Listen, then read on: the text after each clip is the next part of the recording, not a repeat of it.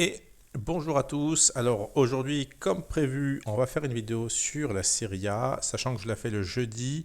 On va vite fait évoquer les matchs dont on parlait dans la vidéo de milieu de semaine, à savoir la victoire de Manchester City qui est restée aux alentours d'un 50. J'aurais préféré qu'elle soit aux alentours d'un 55, mais elle n'est pas montée. Je n'ai donc pas joué ce match-là. Liverpool a gagné, mais à 1,28, c'était pas trop intéressant. C'est quand même une cote qui est montée aux alentours d'un 33, donc ça valait déjà un peu plus le coup.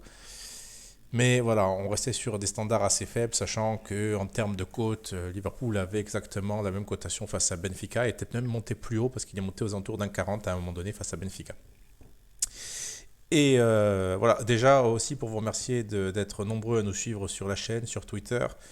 Et donc n'hésitez pas à vous abonner, à activer la petite cloche pour être au courant des nouvelles vidéos postées. Et maintenant on va rester en Serie A. Hier sur Twitter on donnait quelques conseils. On parlait du désintérêt total de jouer une cote à 1,70 de la Fiorentina vu leur dynamique, vu les blessés aussi, notamment Castrovilli. Et bien finalement, il n'y a pas eu de détails. Ils ont perdu 4-0 à domicile. L'Atalante devait, à mon sens, gagner face au Torino. Mais à 1,51, j'ai aucun intérêt de le jouer. Donc peu importe le résultat, tout comme City contre le Real, peu importe le résultat, à partir du moment où la cote ne me convient pas, ben, je suis désintéressé complètement par le résultat. Quant à Bologne, ils ont marqué face à l'Inter. C'était un coup intéressant à tenter, puisque l'Inter, finalement, il y a toujours trop de largesse défensive à mes yeux. Et puis là, ils ont peut-être laissé leur chance pour le titre. Mais on va rester donc en Serie A et on va se consacrer à la journée à venir qui commence ce week-end. Cagliari face à l'Hellas Vérone. En termes de stats, j'aime beaucoup me référer aux statistiques cachées, enfin j'appelle ça caché parce que c'est pas quelque chose dont on a forcément connaissance, donc les expected points. On voit que Cagliari a 35 points attendus et l'Hellas Vérone est largement au-dessus avec 50, donc déjà la cote de 80 est sans doute value. Maintenant, il y a un élément à prendre en compte, c'est que Cagliari joue sa survie. Cagliari fait pas des mauvais matchs en ce moment, en plus. Ils ont perdu la dernière seconde au Genoa, un match qu'ils ne méritaient pas de perdre. Ils ont gagné 1-0 face à Sassuolo. Hum, La value, objectivement, est sur l'Hélas, mais vu les dynamiques et vu l'enjeu, je pense qu'il vaut mieux s'abstenir de jouer ce match-là. Maintenant, le Napoli face à Sassuolo, un 49, c'est pas mal du tout. Pourquoi? Parce que Napoli est très bien classé en termes de points attendus. Sassuolo beaucoup moins, ils sont 20 points derrière. Alors Sassuolo, comme d'hab, déçoit très peu face au gros, hein, c'est quand même un élément à prendre en compte. Même là, contre la Juve, on avait proposé Sassuolo plus 0,75 et finalement, en termes de points, en termes d'expected goals, ils sont devant la Juventus. Donc, ils n'ont perdu un match qu'ils n'auraient pas dû perdre. Ils auraient au moins dû accrocher le match nul.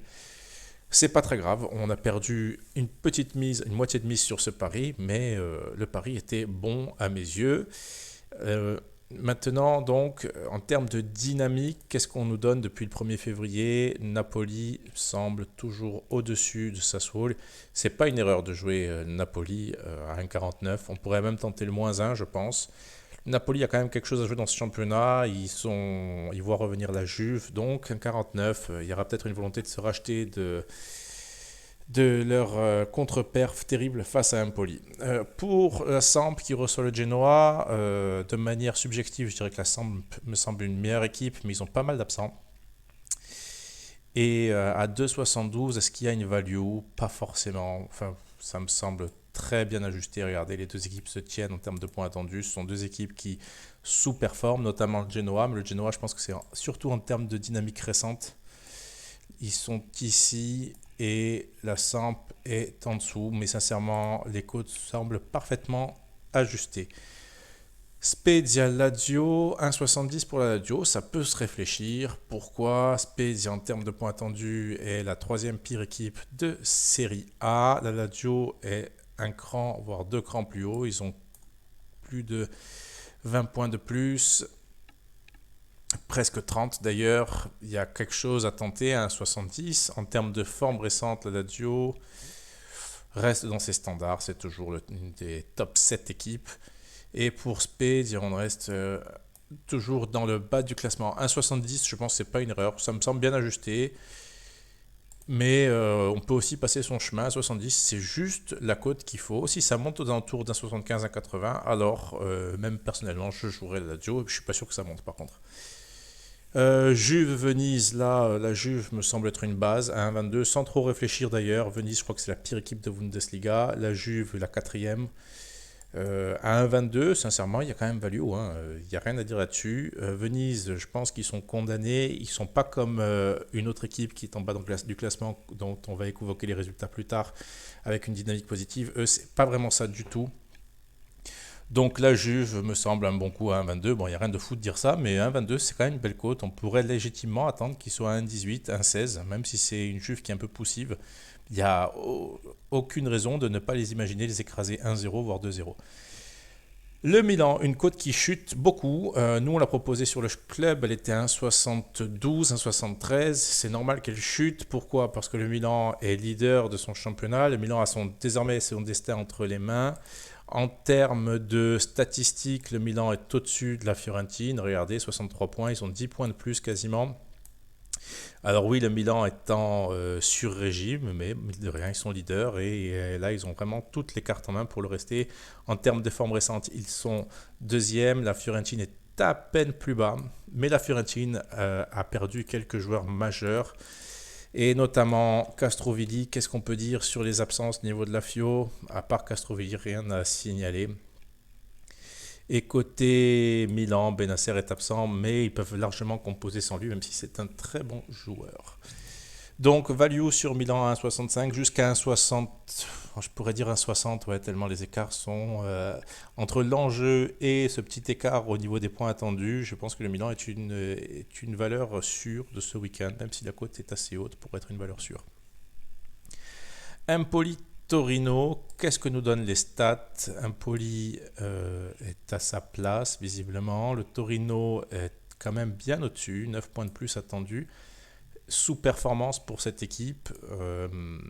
Ils sont favoris, donc logiquement. Peut-être que le meilleur coup à tenter ici, ce serait un over 2,5 buts. L'Empoli marque pas mal, c'est une équipe joueuse. Le Torino, c'est un petit peu pareil. Même si le Torino, je crois qu'ils ont des joueurs absents, notamment Belotti, mais ils arrivent forcément plutôt bien à s'en sortir, il faut le souligner. Qu'est-ce qu'on a comme absent pour le Torino? Belotti, bon voilà, il y a Fares, Izzo qui est aussi normalement un titulaire. Il y a l'over me semble le meilleur coup ici, tout simplement, et pourquoi pas tenter cette petite surprise du Torino, mais qui est favorite. Donc voilà, l'over, et je m'en arrête là. La Roma face à Bologne, 1,46, c'est pas mal, c'est pas mal. Les deux équipes auront joué dans la semaine. La Roma va jouer jeudi, donc ce soir, au moment de la vidéo. Et la Roma, en termes de points attendus, c'est très bon. Bologne, ça l'est beaucoup moins. Et en termes de forme récente, je crois que la Roma, c'est une top équipe. Voilà, on est dans le top, dans le 4 des équipes de Serie A, là où Bologne me semble plus bas, avec 12 matchs joués en plus. Donc 1,46, c'est pas mal. Maintenant, effectivement, il y a ce match en Europa League, enfin en Conference League. Le dernier match de dimanche, ça va être Udinese-Inter, et là, pour moi, la value est sur Udinese. Alors oui, l'Inter ne doit plus perdre de points, mais je pense que l'Inter a pris un coup énorme sur la tête, et Udinese plus 1 par exemple me semble être un super coup à 2,01. Pourquoi? Parce que bon, c'est vrai qu'en termes de points attendus, l'Inter est au-dessus d'Udine. Regardez, ils ont 70 points, les autres 49. Par contre, en termes de dynamique, on voit que l'Udine est la meilleure équipe de Serie A, avec cette petite chose à noter, c'est qu'ils ont quelques matchs en plus. Mais la dynamique est très bonne pour eux. Et surtout, on va essayer de rappeler quelque chose, c'est que l'Udinese va avoir une équipe quasi type. Ils ont leur attaquant qui est absent, mais il est absent depuis pas mal de temps.